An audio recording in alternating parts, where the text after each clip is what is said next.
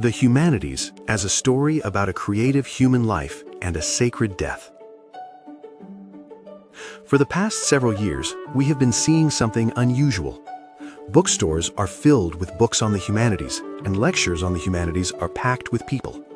Yet on university campuses, departments of the humanities are often overlooked because they are considered not useful for getting a job. People worry about the future of the humanities, and at the same time, they turn to the humanities for comfort and ideas to reflect on. This contradiction itself may reveal the complex motif of being human. The word humanities literally means the motif of humans. The humanities are fields of study that bring together language, literature, history, and philosophy. From long ago, human beings have read the motifs of the sky, astronomy, and the motifs of rivers and land, geography. By reading constellations, choosing places to settle, and building roads, they gradually expanded their world. If mathematics grew from the process of reading the motifs of the sky and the earth, then the humanities grew from the careful observation of the human motif. The humanities tell stories about a creative life and a sacred death. They also form the academic foundation for understanding the motifs humans leave behind in everyday life. People do not easily recognize their own existence when they are completely alone.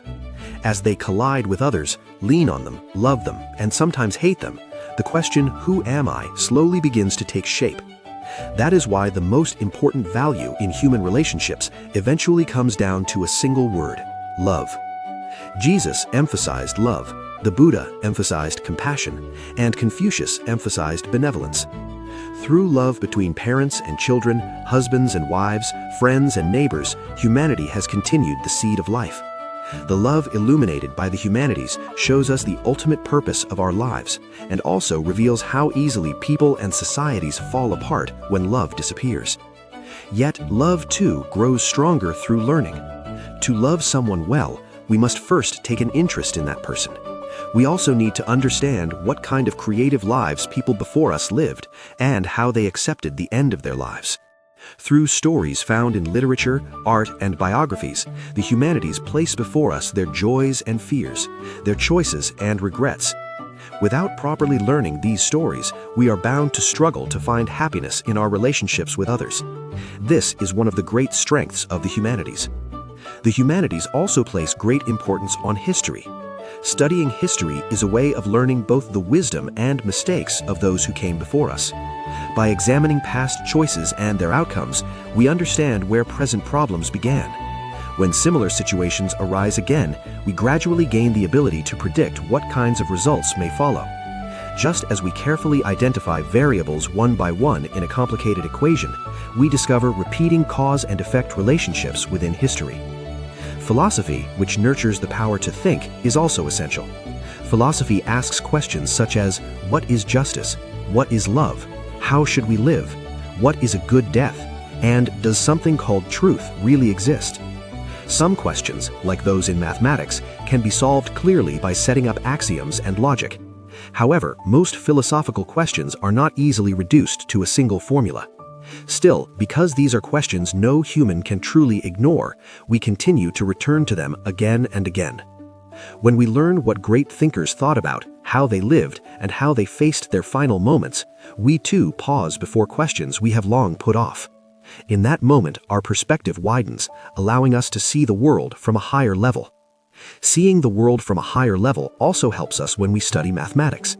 If the humanities are the discipline that asks, what should we ask, and what truly matters to human beings, then mathematics is the language that organizes the motifs revealed by those questions into numbers and symbols, shapes, and relationships. If something can be seen with our eyes and touched with our hands, we can give it a name and place it into a category.